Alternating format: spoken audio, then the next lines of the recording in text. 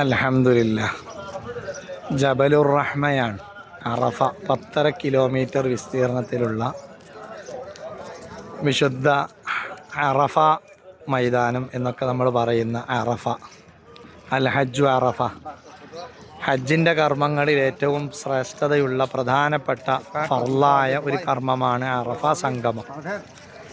ദുൽഹജ്ജ് 9 ഉച്ച മുതൽ ഒരല്പസമയം ഇവിടെ നിൽക്കുമ്പോഴാണ് അറഫയിൽ നിൽക്കുക എന്ന ആ ഒരു ഫർള് നമുക്ക് ലഭിക്കുക. ആ അറഫയിൽ ഏറ്റവും പ്രധാനപ്പെട്ട സ്ഥലമാണ് ജബലുർ റഹ്മ. ആദം നബി അലൈഹി സ്വലാമും ഹവ്വാ റളിയല്ലാഹു അൻഹയും കണ്ടുമുട്ടിയ സ്ഥലമാണ് അറഫ.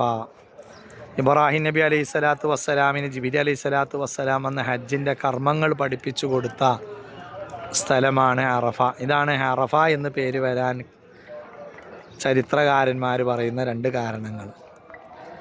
അൽഹംദുലില്ലാഹ്, ഈ വർഷം ഹജ്ജിന് ഇവിടെ എത്താൻ മുഴുവൻ ഹാജിമാർക്ക് ഉദ്ദേശിച്ചവർക്ക് അള്ളാഹു തൗഫീക്ക് നൽകുമാറാകട്ടെ.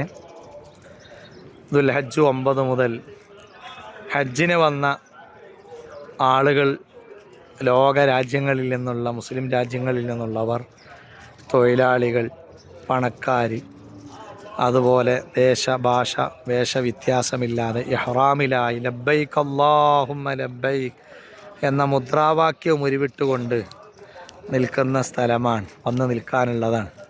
ഹജ്ജ് വേളയിലൊന്നും പലപ്പോഴും അറഫയിലെ ഈ പ്രധാനപ്പെട്ട ജബലുർ റഹ്മ കുന്ന് കാണാൻ സാധിക്കുകയില്ല. അത്രയും ജനങ്ങളെ കൊണ്ട് നിറഞ്ഞ് ലക്ഷക്കണക്കിന് ആളുകൾ സംഗമിക്കുമ്പോൾ മുത്തവീഫിൻ്റെ നിർദ്ദേശിക്കുന്ന സ്ഥലത്ത് വന്ന് നിന്ന് പോകാനേ സാധാരണക്കാർക്ക് കഴിയുള്ളൂ. അതുകൊണ്ട് തന്നെ അറഫ ഈ സ്ഥലം ഒന്ന് കാണാൻ മക്കയിൽ നിന്ന്, താമസ സ്ഥലത്ത് നിന്ന് ജഹ്റാനയിലേക്ക് പോകും മുമ്പ് എല്ലാവരും ഒന്ന് വന്ന് കാണുകയാണ്. അൽഹംദുലില്ലാഹ്.